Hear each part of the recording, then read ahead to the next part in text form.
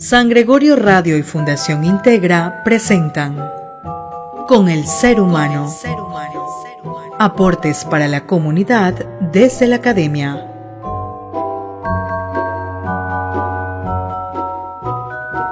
Tenemos como invitado especial aquí en el programa Con el Ser Humano de la Fundación Integra junto con la Universidad San Gregorio de Puerto Viejo a un invitado especial. Aquí tenemos al abogado Rogelio Valencia. Damos la bienvenida en este momento, quien va a estar con nosotros compartiendo estos minutos muy importantes acerca de esta ley de la eutanasia que ha sido ya debatida a nivel de país y que está en constante revisión y análisis. Y pues queremos darle la bienvenida, estimado abogado Rogelio. ¿Cómo está?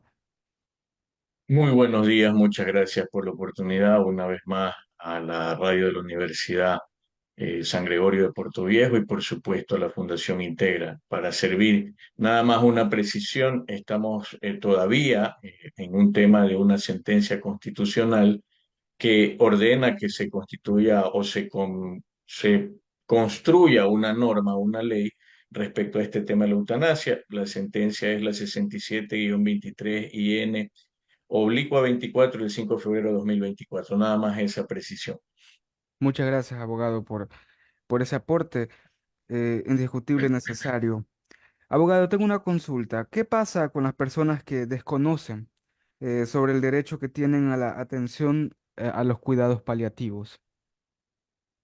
Es una pregunta fundamental que no se responde solamente desde el ámbito jurídico o jurisdiccional, si se quiere, sino justamente del engranaje estructural del Estado, un Estado constitucional y de derechos donde efectivamente hace falta mucho más promoción de lo que tiene que ver con los cuidados paliativos. ¿Y por qué me refiero a esto? Porque empecemos por indicar que está científicamente comprobado que el ser humano es espíritu al mi cuerpo. Y cuando hay una afectación, la afectación efectivamente termina invadiendo a cualquiera de estas dimensiones.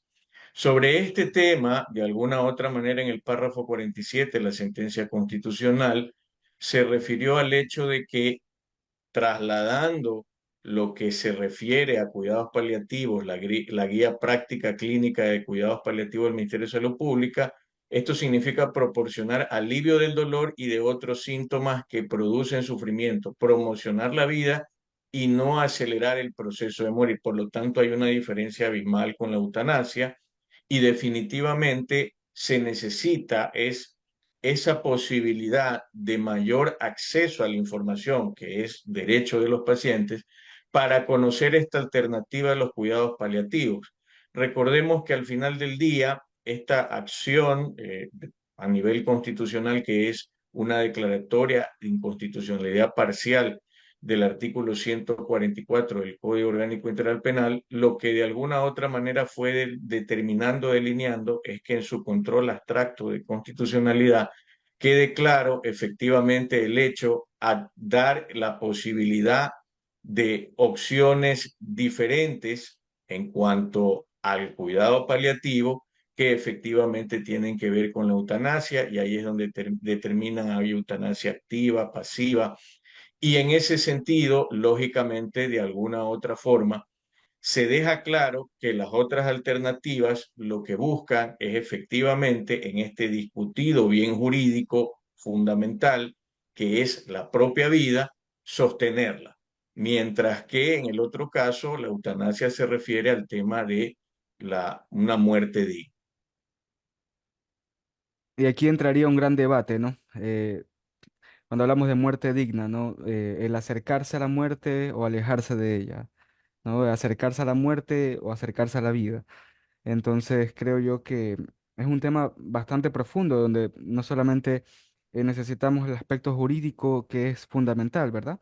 También necesitamos interactuar con otros entes de la sociedad que manejan también temáticas relacionadas a la vida y a la muerte, tanto pudiese decirse desde un saber eh, a nivel de organizaciones religiosas, a través de, y no religiosas también, a través de un saber de organizaciones de salud, a través de un saber en relación a organizaciones sociales. ¿verdad? Que pueden también dar su aporte en relación a este tema, ¿verdad? Desde un constructo moral, ético y también desde una mirada de salud, sobre todo de salud, porque cuando hablamos de salud no solamente estamos hablando a nivel del cuerpo, cuando hablamos de salud también estamos hablando de una forma integral, ¿verdad? Las cuatro áreas que según la Organización Mundial de la Salud establece, que es la salud física, la salud psicológica, la salud social y la salud espiritual, porque el ser humano es eminentemente biopsicosocial y espiritual. Entonces, la eutanasia apunta a una intervención a nivel del cuerpo, a nivel física, pero que también evidentemente no puede separarse ni desligarse de estas otras áreas de la salud de ese ser humano que son muy importantes. Entonces, en base a ese comentario, ¿qué sucede, estimado abogado, con las personas que por su propia decisión prefieren hacer uso de la eutanasia? Definitivamente tienen un desenlace en lo que se entendería dejar lógicamente de existir y aplicar algo que de alguna otra manera tratan de desarrollar como la muerte digna o el bien morir. Sin embargo, ahí hay que hacer definitivamente la siguiente precisión. La sentencia mencionada, la 67-23-IN, oblicua 24 del 5 de febrero de 2024, no es una sentencia que se pudo obtener con la unanimidad de los 9 jueces que deciden y votan en el Pleno de la Corte Constitucional. Hubieron 2 juezas que tuvieron votos disidentes en los cuales ellas explican con claridad que se apartan de la decisión de mayoría, sobre todo por el tema definitivo de que cuando se hace el desarrollo de la eutanasia, por ejemplo, en el párrafo 48 de esta sentencia, dice, tiene como un fin principal terminar con la vida de una persona que por voluntad propia o de un tercero, en caso de incapacidad de manifestar su consentimiento, decida solicitar un procedimiento eutanásico activo o pasivo para no continuar con el sufrimiento insoportable provocado por una lesión corporal grave e irreversible o una enfermedad grave e incurable. Definitivamente, cuando hablamos de la afectación de la salud, y usted bien lo precisó, no podemos solamente referirnos al tema que tenga que ver con lo corporal, sino también otras afecciones. Ahora, cuando se habla claramente de enfermedad grave e incurable, por supuesto, los tipos de enfermedad superan normalmente los temas que tienen que ver también con lo corporal.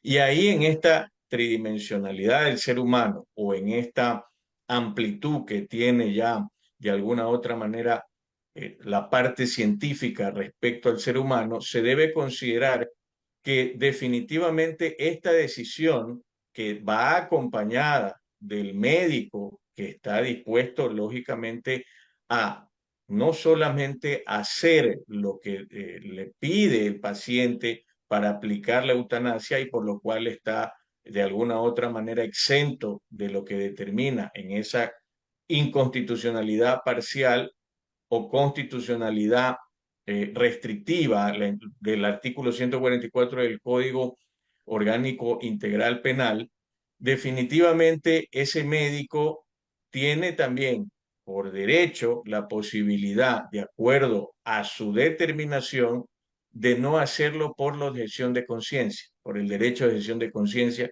y definitivamente pasar a otro, en este caso facultativo, que esté dispuesto a realizar aquello. Pero hay que dejar diáfano esto. Cuando hablamos de decisión propia, lo ideal es que en el derecho al paciente tenga toda la información suficiente para saber que al final esto definitivamente acabará con su existencia. Y por supuesto, en el caso de que no lo pueda hacer directamente, sino por un tercero en virtud de la incapacidad manifiesta de expresar ese consentimiento, debe haber la misma claridad. El asunto fundamental va a estar en el hecho de si esa decisión, que efectivamente terminaría con el dolor que genera el sufrimiento que produce la lesión corporal grave e irreversible o la enfermedad grave e incurable, definitivamente también hay que analizar el hecho de que los seres humanos familiares que acompañan a ese paciente que puede tomar probablemente la decisión de manera directa o no por esa falta de poder expresar su consentimiento, ¿cómo va a terminar afectando al resto de la familia? Porque recordemos que en esta situación está involucrado también el sentimiento humano de familia y muchas veces no se considera esa posibilidad porque en cuidados paliativos normalmente se busca trabajar, si bien es cierto multidisciplinariamente, también en compañía o en coherencia, en unidad con la familia. En el hecho de tomar una decisión tan dura como esta, porque es un tema bastante complejo, definitivamente hay que evaluar cómo la afectación podría también golpear emocional, psicológica e inclusive físicamente al resto de seres humanos que forman parte del núcleo de donde la persona que decide que le apliquen la eutanasia o sus familiares deciden que se le aplique porque no puede expresar el consentimiento, termine de alguna otra manera afectado. Usted mencionó algo importante, importante, perdón, en relación a si un médico no desea, ¿verdad?, realizar la eutanasia por asunto de conciencia. La pregunta ahí sería, ¿cuáles serían las consecuencias legales para ese médico o perdería su puesto de trabajo por no realizar lo que se le está solicitando? De acuerdo a la sentencia constitucional, se valora el hecho de la importancia del derecho a objeción de conciencia y en ese test, que normalmente se conoce como el de ponderación, definitivamente ellos le dan un soporte y más que fortaleza, le dan la interpretación definitiva o la valoración adecuada a que el derecho a la objeción de conciencia es un derecho que no puede ser vulnerado en el tema que tiene que ver justamente con esta posibilidad de el libre desarrollo de la personalidad, de, por supuesto, el hecho de mantener una vida digna. Y por esa razón no se puede exigir que una persona obligatoriamente, siendo un facultativo, médico de cabecera o el médico del tratamiento, el que no teniendo por convicción la decisión de hacer lo que le están pidiendo los familiares o en este caso la misma persona que quiere la aplicación de eutanasia, puede bajo ese derecho de objeción de conciencia negarse y la norma lo avala a nivel constitucional convencional y por supuesto esta sentencia no duda en dejar diáfano el hecho de que si se da ese caso, lo que corresponde es que se busque al otro facultativo o que este médico derive al facultativo correspondiente para que al final del día decida si lo hace directamente él o deriva a otro. Concretamente, cuando la Corte Constitucional termina declarando en esta acción pública de inconstitucionalidad, con este control abstracto de la constitucionalidad, el artículo 144 del Código Penal, lo que hace es efectivamente declarar esa constitucionalidad condicionada y termina definiendo el hecho siguiente, que siempre y cuando no exista el hecho de que el médico que ejecute la conducta tipificada en el artículo 144 de este Código Orgánico Integral Penal, en el supuesto de que la persona que ha expresado su consentimiento inequívoco, eso es importantísimo porque muchas veces las afecciones de salud no dejan que haya una diáfana posibilidad de determinar un consentimiento o una voluntad correcta y adecuada, porque hay una influencia en el dolor y afectación, más aún si es que hablamos, por ejemplo, de enfermedades que tienen que ver con la afectación cerebral.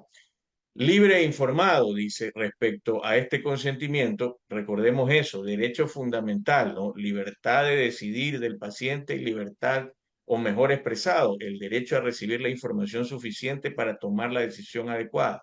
O a través de su representante, cuando no puede expresarlo, solicite acceder a un procedimiento de eutanasia activa. Ahí hay un primer elemento que al médico lo deja fuera de cualquier posibilidad de penalización o de incurrir en el delito tipificado en el artículo 144 y lo que sigue es por el padecimiento de sufrimiento intenso proveniente de una lesión necesaria de carácter corporal grave, irreversible o una enfermedad que sea grave e incurable. Recordemos que cuando ya se refiere a enfermedad, ya no dice si es corporal, psíquica, deja abierto, ¿no? Entendiendo que no solamente hay la enfermedad corporal. Entonces, ¿qué sucede con el médico que actúa aceptando esto? Tiene dos excepciones que deben cumplirse para no poder ser sancionado por el artículo 144. ¿Qué sucede con el médico que decide no aceptar, o mejor dicho, no corresponder a la decisión tomada, sea por el paciente o por los familiares del paciente, para la aplicación de la eutanasia activa? Definitivamente, la aplicación o su amparo es el derecho a la objeción de conciencia, y por supuesto lo que corresponde es derivar a otro médico que esté dispuesto a realizar esto bajo esos parámetros. El parámetro clarísimo de que ese consentimiento es inequívoco, libre, informado, dado por el mismo paciente o por los familiares del paciente, si es que no puede expresar su voluntad. Y lo otro, que esté comprobado que esa lesión necesariamente es de carácter corporal grave, irreversible, o una enfermedad que sea grave, incurable. Sin duda hay mucha tela que cortar en este tema, estimado abogado, pero queremos detenernos hasta ese momento, agradeciendo por su presencia en esta entrevista radial. Sin duda vamos a tener muchas más oportunidades de poder tratar este tema tan importante, de tanta trascendencia e impacto, no solamente a la persona que solicita este tipo de intervención, sino también hacia sus familiares y a sus cuidadores primarios, informales, y también a todo el equipo de salud que está detrás para poder asistir en este asunto. Así que pues vamos a seguir en otras oportunidades compartiendo con usted, estimado abogado. Muchas gracias por comparecer con nosotros. Muchas gracias una vez más a tanto la radio de la Universidad de San Gregorio de Puerto Viejo como también a la Fundación Integra, siempre para colaborar con ustedes. Muchas gracias. Muchas gracias, estimado abogado. Un abrazo a toda la comunidad manabita, a toda la Universidad San Gregorio de Puerto Viejo y a todo el Ecuador entero. Pasen bien. Hemos presentado Con el Ser Humano. Los esperamos en una próxima emisión con la garantía de San Gregorio Radio 106.1 FM, contigo siempre.